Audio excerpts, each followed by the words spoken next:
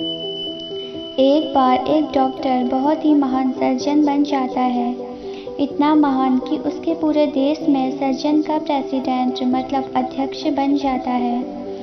यह एक तरफ से बहुत बड़ी बात थी, जिसको लेकर उस सर्जन डॉक्टर के घर बहुत बड़ी पार्टी मनाई जा रही थी। इतनी बड़ी बात होते हुए भी, इतनी बड़ी उपलब्धि मिलने के बाद भी, सर्जन का प्रेसिडेंट बन जाने के बाद भी वो डॉक्टर खुश नहीं था।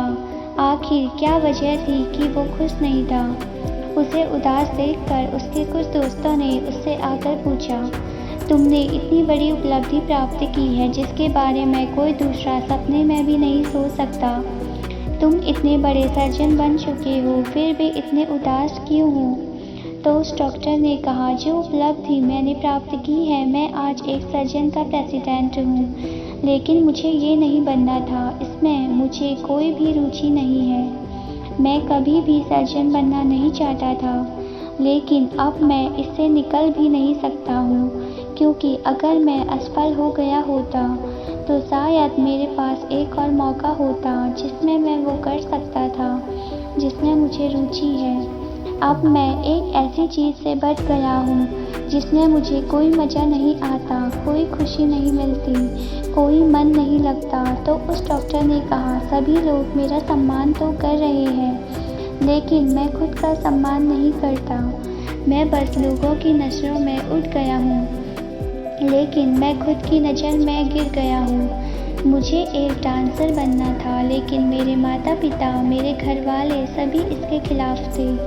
घर वालों का कहना था कि मैं बायोलॉजी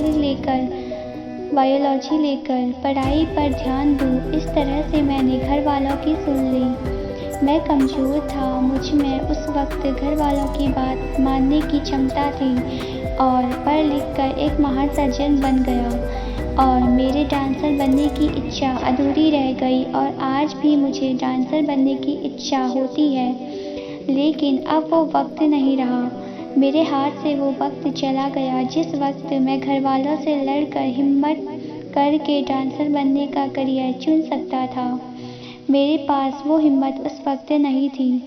दोस्तों, इस कहानी से यह सीखने को मिलता है कि हमें वक्त के गुजर जाने के बाद पछताने से अच्छा है कि हमें समय पर ही यह तय कर लेना चाहिए कि हमें क्या करना चाहिए, हमारी किस चीज़ में रुचि है। हमें न तो किसी के कहने पर अपना करियर तय करना चाहिए और न ही किसी को देखकर हमें अपना करियर खुद तय करना चाहिए, क्योंकि आपको आपसे अच्छे तरीके से कोई नहीं जान सकता है। तो आपसे अच्छे तरीके से आपका करियर कोई तय नहीं कर सकता है, इसलिए अपना करियर खुद चुनें। Thank you.